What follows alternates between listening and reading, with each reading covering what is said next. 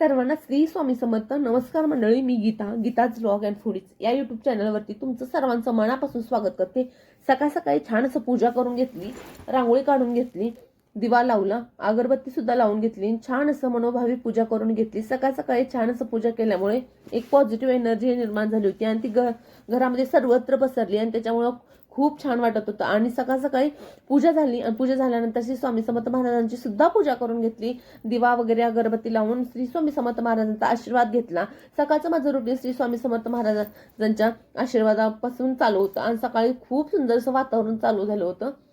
म्हणजे दिसत होतं, तुम्ही बघू शकता, खूप सुंदर असं आभाळ आलं होतं. वातावरण धड पाऊस पण नव्हता आणि ऊन पण नव्हतं आणि ढगाळ वातावरण पण नव्हतं, असं काहीच झालं होतं. आणि सकाळ सकाळी छान असं खीर बनवून घेतली आणि ती खूप टेस्टी झाली होती. पापड सुद्धा तळून घेतले होते.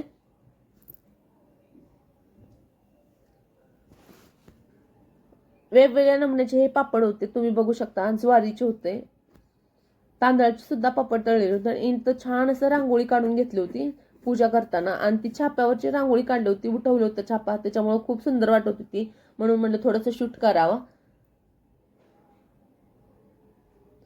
पूजा झाल्यानंतर मनाला एक वेगळी शांती मिळते. आणि भांडे वगैरे सगळं आवरून झालं आणि चमचे असं स्टँडला लावून घेतले. बघू शकता तुम्ही, खूप सुंदर असं वाटत होतं.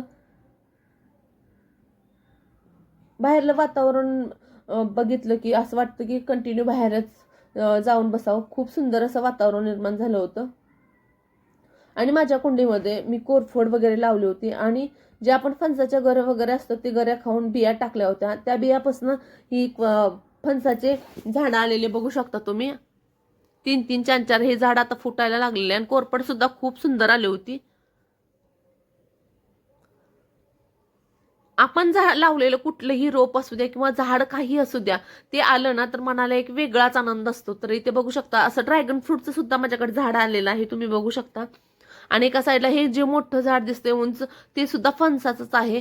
आणि इथं मी कारल्याच्या बिया सुद्धा कुंडीमध्ये टाकल्या होत्या, ते सुद्धा उगवून आलेले आहेत आणि छान असं वेल आता 4-4 पानावर आलेलं आहे, तुम्ही बघू शकता. खूप छान असं वाटलं.